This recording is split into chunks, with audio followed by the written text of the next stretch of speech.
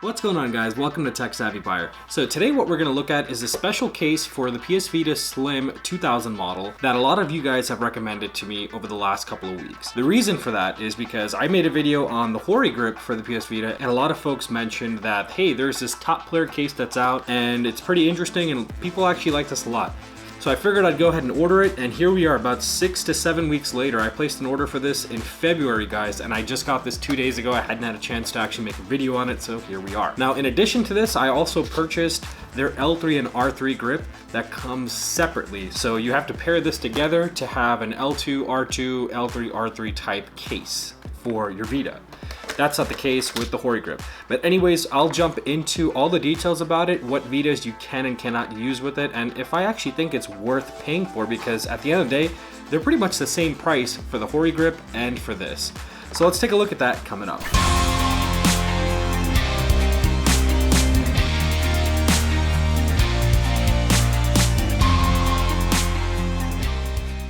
So welcome back, guys. So first things first, let's go ahead and crack this guy open. For records, I've already opened this. I've already kind of tested it out, but I figured I'd do a little unboxing for you guys. And that's pretty much what the packaging looks like. It's very basic, slides right out. And here is the actual top player case, guys. This is what it looks like. I specifically chose white because I didn't want to do black, and I'd be able to get better angles of showing you stuff, because there are a few things on this that, while I tested, I wasn't thoroughly impressed with, but hey, let's see how it works now. So as I mentioned, I also grabbed a separate grip that comes for the L3 and R3.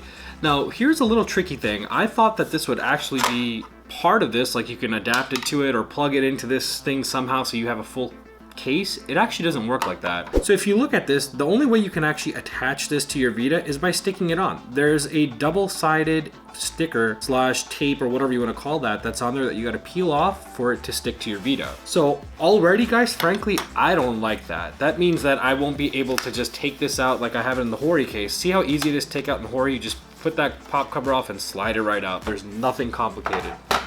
And it comes right out. This means that I'm gonna have to stick this guy on to the back here permanently. So nuances aside, let's go ahead and install it on the Vita Slim. Let me see how it actually looks, how it functions, and if the triggers work good or not. All right, so here's one thing I want you guys to pay attention to.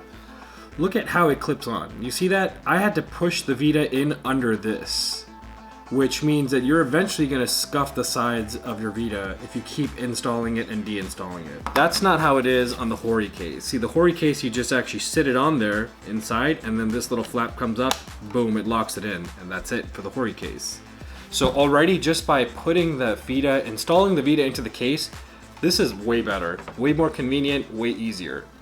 Now let's test the functionality of the actual triggers on this. So I like how clicky they are. Let me go ahead and power this bad boy on and see how it operates. Okay guys, I just put on some God of War just to see how this works. And I was playing around with it a little bit, but overall it's pretty responsive. So I would definitely say that there's no problem with the responsiveness of this case whatsoever. Even pressing it responds right away. So I actually like the triggers. Not bad at all. So the triggers are actually pretty responsive with the Vita. I didn't notice any major difference between the Hori grip and with this in case of responsiveness. And actually, after installing the grips on the back, it feels a lot more ergonomic than before. When it comes to just holding the actual case with the Vita in it, I still kind of have a bias to like the Hori grip more. I don't know if bias is the right word, but I just feel like this is more comfortable in the hand when you're holding for longer periods of time versus holding this guy. Especially when you take off the L3, R3 triggers. With the triggers on, for some reason it feels a lot more natural because your fingers kind of rest right up here on top of the L3 and R3 triggers, which make it actually feel pretty good. Without it, not so much. So that's pretty much what it's worth. Responsive wise, it's great. Let's talk about build quality. They both are plastic. One is a brand that's much more recognized. Here, top player I've never heard of before, aside from what you guys recommended to me.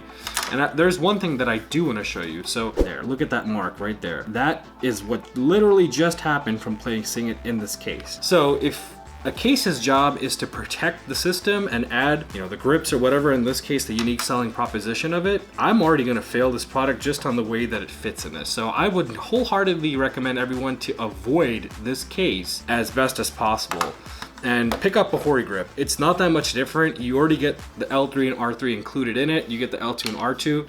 If you already own this and you like it, let me know what you really like about it, and if I'm doing something incorrectly with this, please share in the comments below, because maybe that's what I'm doing something wrong.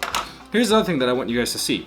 So the way these actually work is when you press the trigger, there's a little touchpad up here that comes forward and touches the actual Vita's back screen. Take a look at what happens here when you press it. That is horrible. It should not be depressing that much. They're like bumping out there, and the analog stick actually almost gets stuck. Look at that. It takes a while before it pops back out. And then I'm going to show you the same thing on the Hori one, and you can see how different this is. So take a look at this. As I press the buttons, you could barely see the movement. You see that? It just comes up ever so slightly, just enough to touch it and not actually damage the Vita, which is the main thing you want. So overall, guys, I would not recommend anyone to purchase this, especially off of AliExpress, where you gotta wait like 6-7 weeks for this piece of junk. Cost me 35 bucks out the door for both of these things together, which was pretty much the same price I paid for the Hori grip.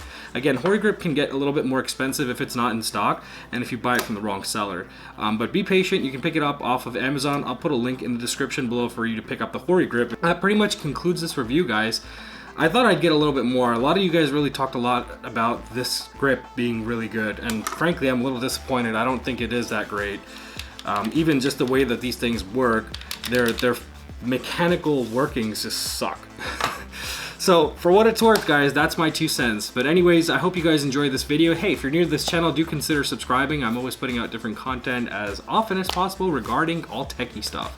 Anyways, guys, thank you very much for sticking through to the end of this video. I appreciate it. Drop a like while you're here. And as always, guys, I will see you on my next video. So until then, take care and peace out.